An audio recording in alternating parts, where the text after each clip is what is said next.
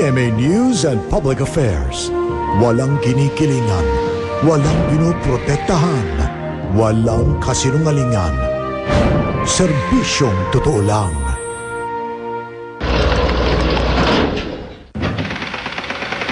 Ngayong gabi sa investigador,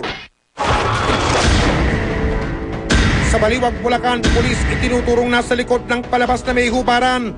Kasi para mabenta yung ticket, makaipon sila ng pondo para wala naman kami magawa doon kung di tanggapin kasi pulis ngayon nagbibenta at pinakita pa nila yung ticket. May logo ng Baliwag PNP, may pirmado pa rin ng FPO. Naka-uniforme kayo ha? Sandali lang, Brad. Sandali lang, Brad. Sandali lang ha? Naka-uniforme kayo ha? Huwag ka tatakbo eh. Nasaharap na lang kayo. Magkakasama kayo eh. Barangay sa Bulacan, nababalot na naman daw ng uling.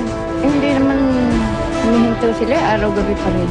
Panay pa din ang deliver ng mga gulong. Talagang hindi nagbabago uling. Saka imbaho. Ano naman yan, kuya? Gulong lang. Welang doktor sa Silang, Cavite. Isang joke. Sabi sa akin unang check-up ko, yun na yung baga ko. Tapos, hindi na ako tinanong kung anong sakit ko, basta resitahan. Kuryoso siya.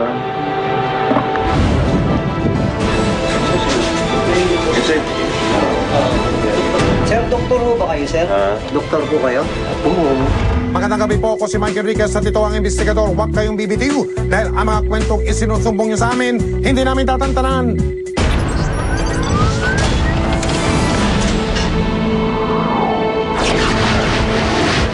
Mga kapuso, sa Baliwag, Bulacan, may fundraising daw na aming inimbestigahan.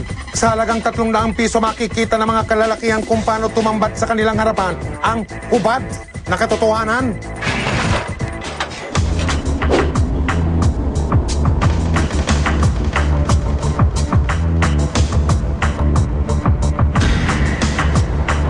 Panghihingi ng aginaldo sa daan at maagang pamamasko. Ito ang mga eksenang regalo sa amin noong Disyembre ng ilang miyembro ng Baliwag Police.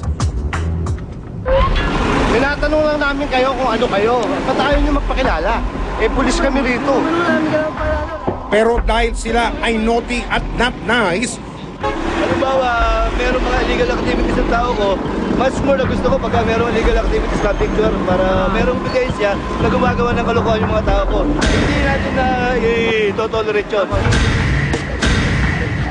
hindi regalo kundi sermon ang natanggap nilang Chris Kringle mula sa Napolcom.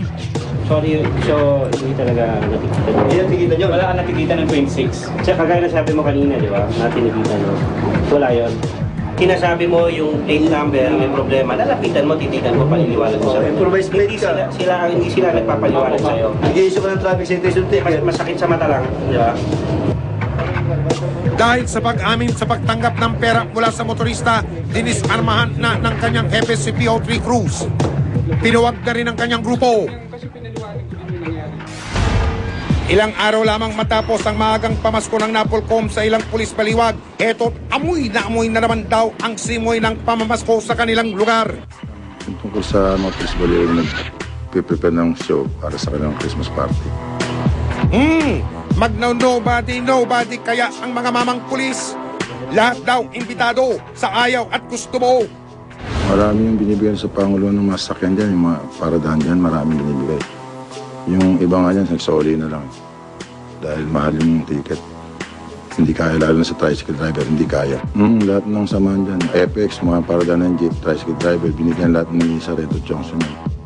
Kasi para mabenta yung ticket, makaipon sila ng pondo para wala naman kami magawa doon kung di tanggapin kasi pulis ngayon nagbibenta at pinakita pa nila yung ticket. May logo ng Baliwag PNP, may pirmado pa rin ng hepe yun. Kaya wala kami magawa kundi bayaran na lang yun. Aming sinuri ang ticket na ibinibenta at medyo naguluhan kami sa aming nakita.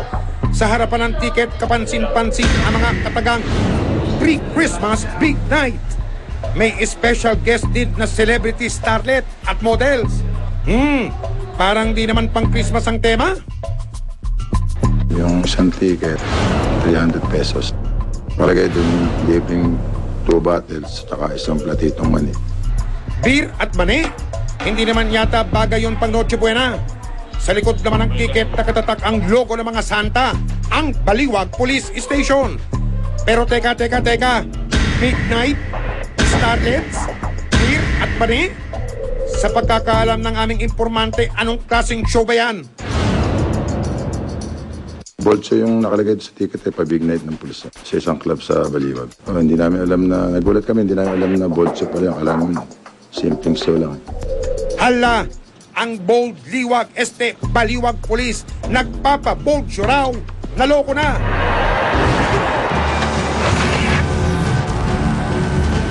Kahit hindi kumbidado, isinama namin ang mga operatiba na Napolcom. Ang plano, hulihin sa akto ang mga di umano'y promotor ng mga pulis. Nagbibenta sila ng ticket na sa club 300, bold show.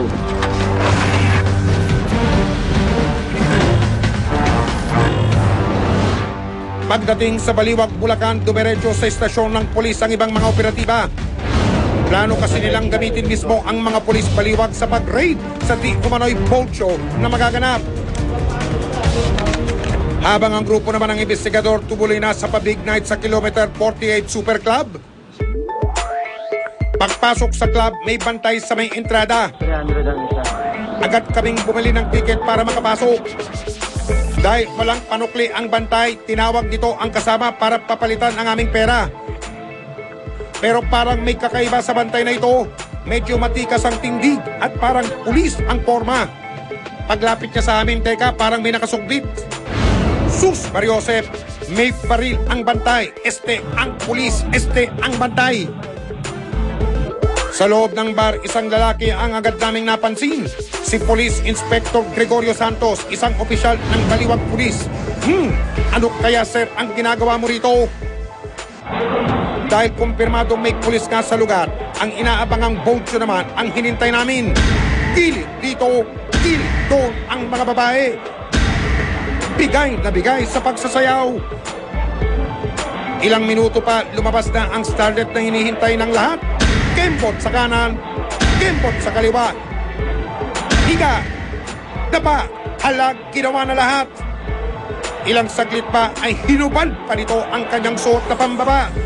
Ito na ang hudyat na hinihintay ng mga operatiba. Agad na nakipag-coordinate ang mga operatiba sa mga pulis ng Baliwag. Dahil konti lang ang nasa istasyon, 2 pulis lamang ang aming nahatak. Habang naghahanda ang mga taga-Napolcom, ang mga pulis naman na aming kasama, tila super busy sa kate-text at katatawag. May bihis na uli. May naka-shorts na. Tawag na. Hindi pa. Meron naman daw toro. May toro daw. Hintayin natin yung toro. Hintayin natin. Dito standby lang tayo dito. Susunod, tensyon sa loob ng bar, sasabog na. Sandali lang, brad.